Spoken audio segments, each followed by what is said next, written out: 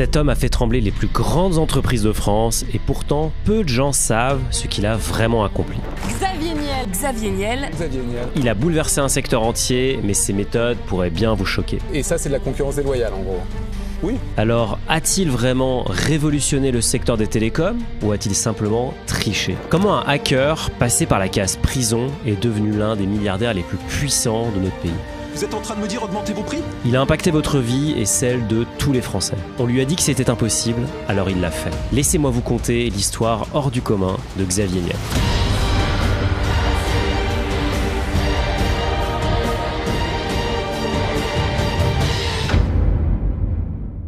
Xavier Niel naît le 25 août 1967 en banlieue parisienne, à Créteil. Il grandit dans une famille de classe moyenne qui accorde une grande importance à l'éducation. Pourtant, Xavier a des notes plutôt moyennes et un côté rebelle très développé qui le suivra jusqu'à aujourd'hui. Alors là, franchement, mais allez devant la représentation nationale, allez devant les Français. Vous m'avez dit, vous pratiquiez des tarifs extrêmement bas, trop bas. On est le jour de Noël 1981 et Xavier a 14 ans. Son père lui offre alors un cadeau qui va changer sa vie. Un Sinclair ZX81, son tout premier ordinateur. À l'époque, Xavier a du mal à se faire entendre par ses parents. Avec cet ordinateur, pour la première fois de sa vie, quelque chose lui obéit et il l'adore. Il est passionné et commence d'abord à coder en BASIC, puis en C. Xavier est un adolescent plutôt timide et renfermé. Malgré cela, il gagne déjà plus que ses parents dès le lycée. À 17 ans, lui et ses amis se lancent le défi de pirater le décodeur Canal+. C'était illégal, certes, mais lui et ses amis voyaient plutôt ça comme un challenge intellectuel. Ils achètent quelques composants, tapent des lignes de code, font quelques soudures et parviennent à coder un faux décodeur. Xavier ressent alors une joie intense, ce sentiment grisant de contourner le système, de faire quelque chose qui est interdit. Ils vendent ensuite ces décodeurs à Paris, sous le manteau, pour 250 francs les 5. Mais Xavier se fait rapidement rattraper par la patrouille. Il est convoqué au commissariat du coin. Étonnamment, il ne subit aucune sanction. Au contraire, les policiers l'autorisent même à continuer ses piratages. Mais tout cela n'est pas gratuit. En contrepartie, il demande à ce que Xavier et ses amis se mettent à travailler avec la DST, la Direction de la Surveillance du Territoire, autrement dit, le service de contre-espionnage français. Xavier et sa bande peuvent donc continuer à se balader dans les réseaux des entreprises, à une condition, faire des rapports à la DST s'ils détectent des infiltrations de pays étrangers dans des réseaux français. À cette époque de guerre froide, la DST surveille particulièrement les infiltrations russes sur nos réseaux locaux. Novice dans le domaine, la DST a besoin de gens comme Xavier et ses amis afin de développer ses connaissances et de progresser dans le domaine de l'informatique. En 1986, Xavier récidive et réalise un piratage qui va faire beaucoup de bruit. Cette fois-ci, il pirate différents téléphones portables de l'Élysée et arrive même jusqu'à celui du président Mitterrand. On ne saura jamais s'il a réalisé ce piratage pour la DST ou pour le plaisir, mais c'est la première fois que son nom apparaît dans les journaux. Cette nouvelle célébrité fait la fierté du père de Xavier. En parallèle des cours et des piratages, Xavier cumule énormément de petits boulots. Il travaille notamment pour des grands groupes qui n'ont pas de connaissances technologiques. Xavier organise une véritable petite équipe de geeks afin de réaliser des systèmes informatiques pour ses nouveaux clients. À seulement 18 ans, Xavier touche déjà des centaines de milliers de francs de salaire, soit des dizaines de milliers d'euros. Il entre alors en prépa, mais décide d'abandonner très rapidement contre la volonté de son père. Pourquoi? Je viens de vous le dire, Xavier gagne déjà des fortunes et il n'a aucune envie de s'arrêter. Il veut même aller plus loin, se mettre à son compte et surfer sur une nouvelle vague technologique, le Minitel.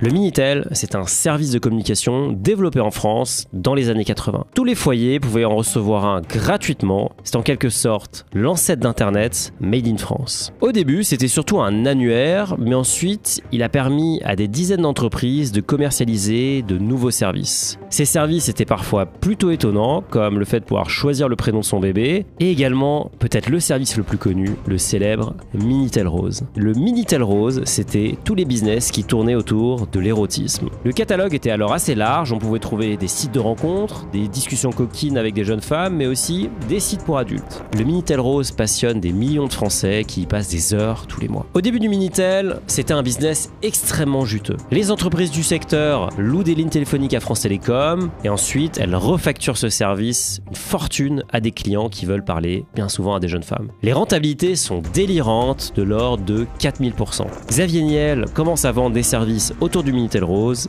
et gagne rapidement beaucoup d'argent. À 23 ans, Xavier et ses amis se lancent dans une nouvelle idée afin d'aller encore plus loin. Toujours dans l'illégalité, ils piratent les réseaux informatiques de 2 grands groupes automobiles. Xavier et sa bande font démarrer les Minitel des entreprises la nuit pour se connecter à leur propre service. Dès que ces Minitel se connectent, ils sont facturés, ce qui rapporte une fortune à la bande. Les entreprises finissent par recevoir les factures et s'en aperçoivent.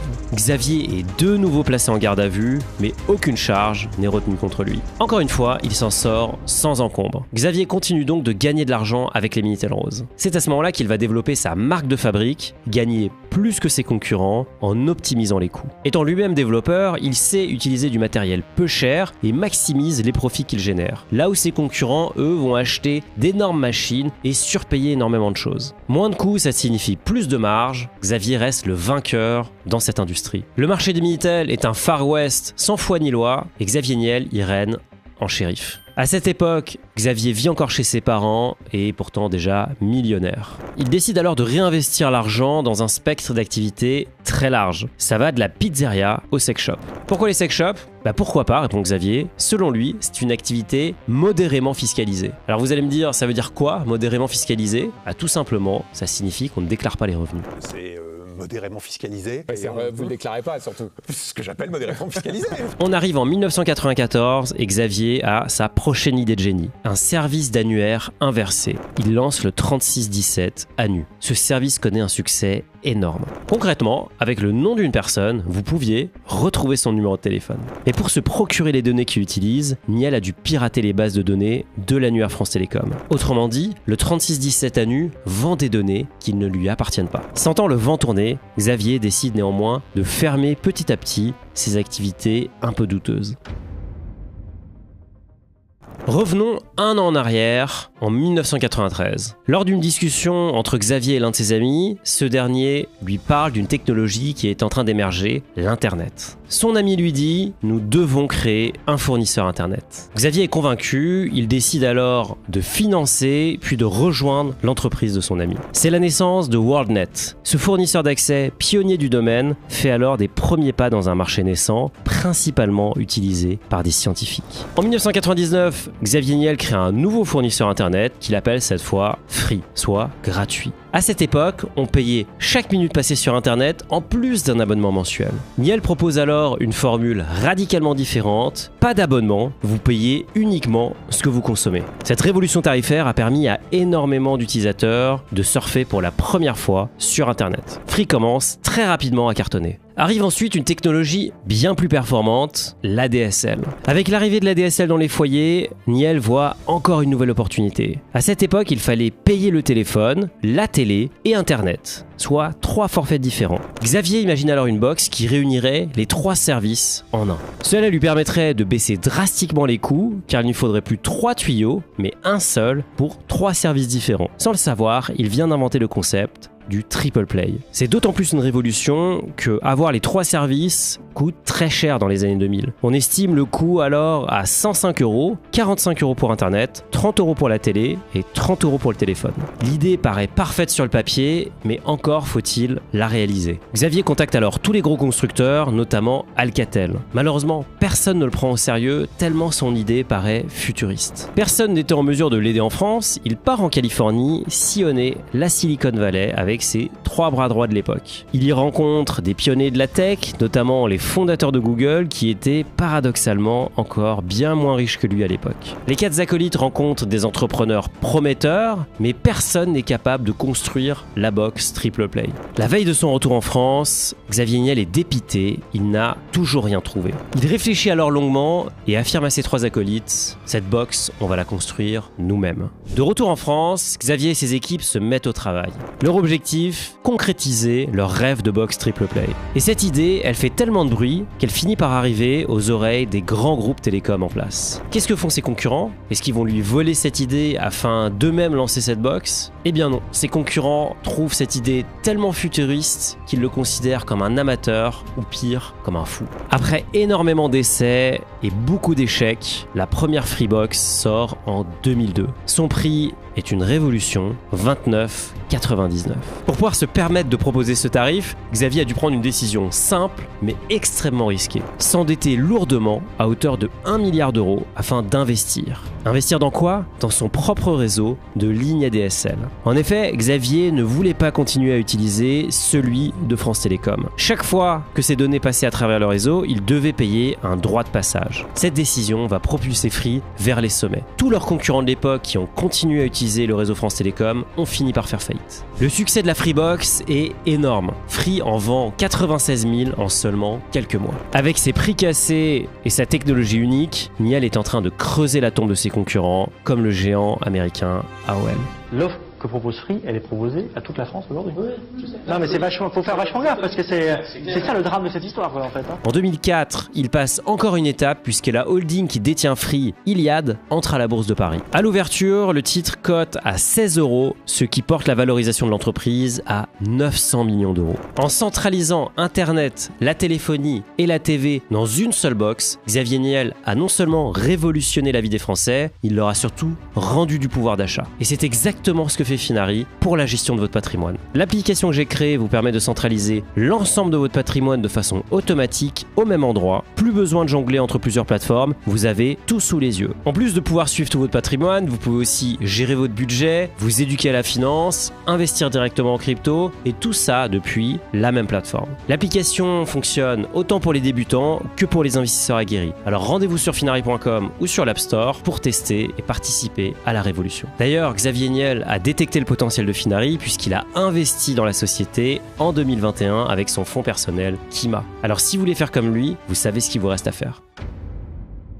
À cette époque, tout réussit à Niel. Homme d'affaires accompli, il est considéré comme le prince de la tech en France. Mais moins de 4 mois après l'introduction en bourse réussie d'Iliad, le 27 mai 2004, tout va s'effondrer. Au petit matin, les policiers de la brigade de la grande répression financière mènent une perquisition très musclée chez Niel. En plus d'embarquer des dossiers et des ordinateurs, ils menottent Xavier et l'emmènent en garde à vue. La réussite éclair de Xavier dérange et interroge. Plusieurs enquêteurs ont alors commencé à fouiller dans son passé. Et force est de constater qu'ils ont trouvé quelque chose de très grave. Le PDG du groupe de télécom Iliad, qui contrôle aussi le deuxième fournisseur d'accès à Internet français, Free, a été mis en examen la nuit dernière pour proxénétisme aggravé. Je vous le disais un peu plus tôt dans la vidéo, Xavier avait commencé à déboucler l'ensemble de ses activités illégales il y a fort longtemps, mais il en avait oublié une petite. En effet, Xavier avait encore des parts dans un sex shop à Strasbourg. Et ce qu'il ne savait pas, c'est qu'il y avait de la prostitution dans ce sex shop.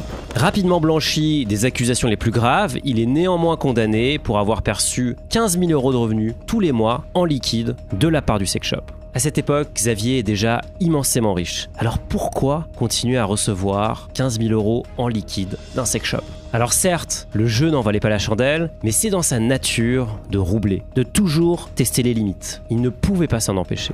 Son avocat plaide l'ivresse de la transgression. Cet argent ne représentait rien pour lui, mais ce qui lui plaisait, c'était de recevoir des petites sommes en liquide. Le verdict tombe et Xavier est envoyé 1 mois en prison. Et cet emprisonnement, Xavier le vit extrêmement mal. Il perd du poids et la plupart de ses amis le lâchent à ce moment-là. Il essaye néanmoins de positiver, fait du sport, sort bronzé dans la cour et passe beaucoup de temps à travailler sur les dossiers de Free. Il purge sa peine, sort de prison et commence à travailler sur ce qui sera le plus grand coup de sa vie.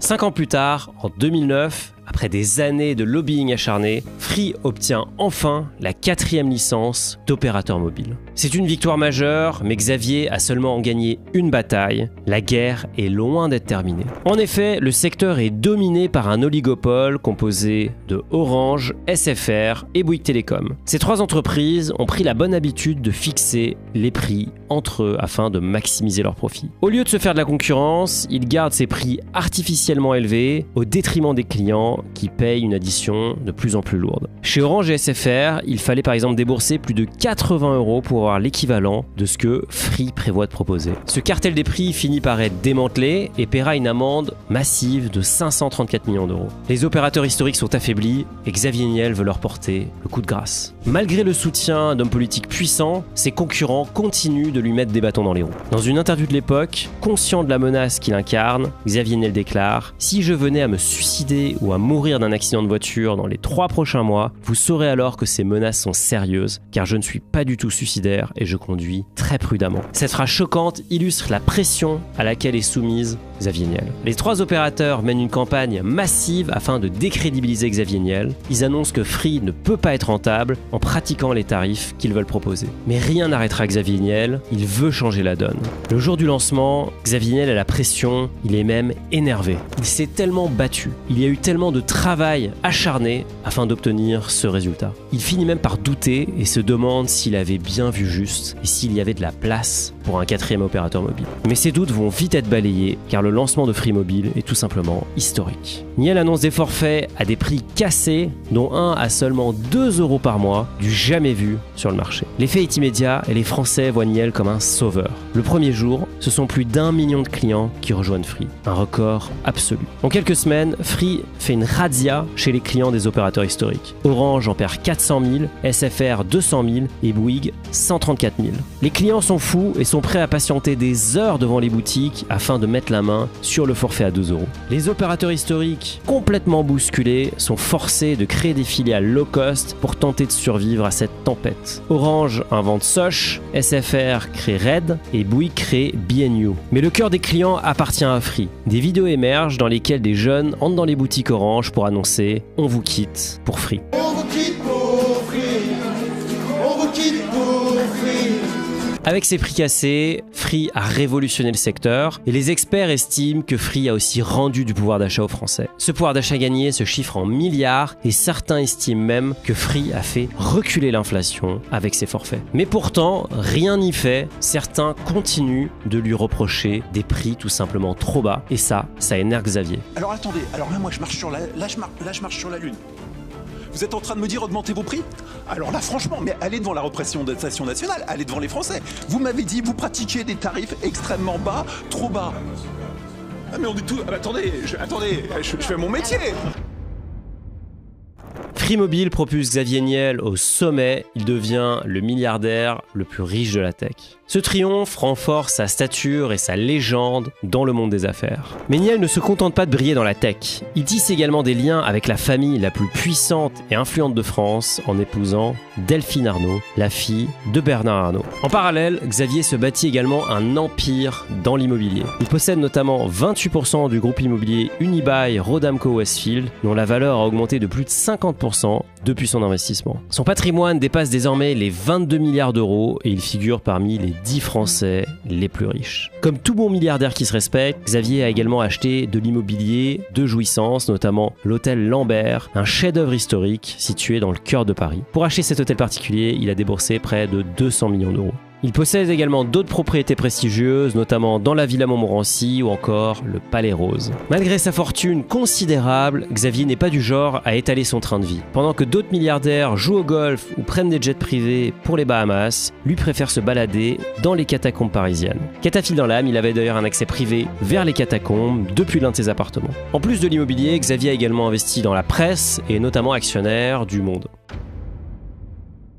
Fier de son parcours de chef d'entreprise, Xavier a toujours voulu rendre à l'écosystème qui l'a propulsé au sommet. En 2010, il lance Kima Ventures, un fonds d'investissement dédié aux startups piloté par Jean de la Roche-Brochard et Alexis Robert. L'objectif de Kima, soutenir massivement les startups françaises. Et pour ce faire, Kima investit entre 100 et 150 000 euros dans 2 startups toutes les semaines. C'est tout simplement l'un des fonds d'investissement les plus actifs au monde avec plus de 800 entreprises dans son portefeuille. Avec Kima, Xavier a notamment investi dans des startups à succès comme Alan, Payfit, Sorar, Ledger, TransferWise, Photoroom ou encore Finari. Un autre sujet qui lui tient à cœur, c'est l'éducation. Et Xavier en est convaincu, elle doit être accessible à tout le monde. En 2013, il fonde 42, une école de développement informatique révolutionnaire. Gratuite et ouverte à tous, son modèle est radical. Pas de professeurs, pas de cours magistraux, ce sont les élèves qui apprennent par eux-mêmes en codant entre eux des choses concrètes. Pas de théorie, que du concret. Cette approche, c'est l'antithèse du modèle d'éducation à la française. française. Une anecdote illustre bien l'état d'esprit de l'école.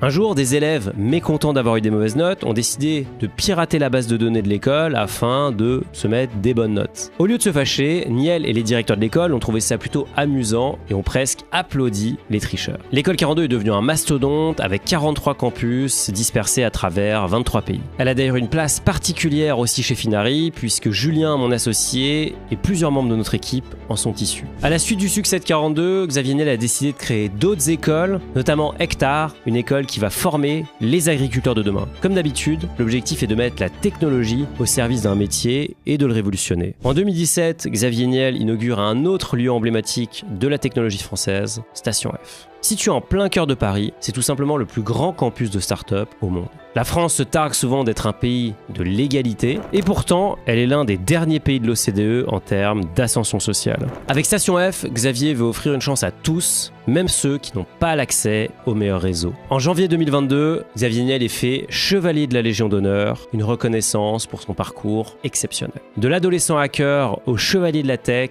Xavier a su surfer sur toutes les vagues pour se propulser au sommet et révolutionner des secteurs de l'intérieur. Mais derrière cette curiosité insatiable et ce drive permanent se cache une question: quel est son véritable objectif ? Fin septembre 2024, Xavier Niel surprend de nouveau son monde en annonçant une conférence à l'Olympia. Cette conférence accompagne le lancement de son premier livre, le titre plutôt évocateur, Comment devenir milliardaire. Ce nouveau coup d'éclat prouve une chose: Xavier Niel est devenu incontournable dans le paysage médiatique français. Incroyablement populaire, certains se demandent si l'ambition de Xavier Niel ne dépasse pas le monde des affaires. Et si la prochaine étape de Xavier Niel, c'était tout simplement d'aller à l'Élysée. Voilà, j'espère que cette vidéo sur Xavier Niel vous a plu et vous a inspiré. Sachez que j'ai fait une vidéo sur son beau-père qui est encore beaucoup plus riche que lui, Bernard Arnault. Je vous mets le lien juste ici. Allez voir ça, c'est incroyable.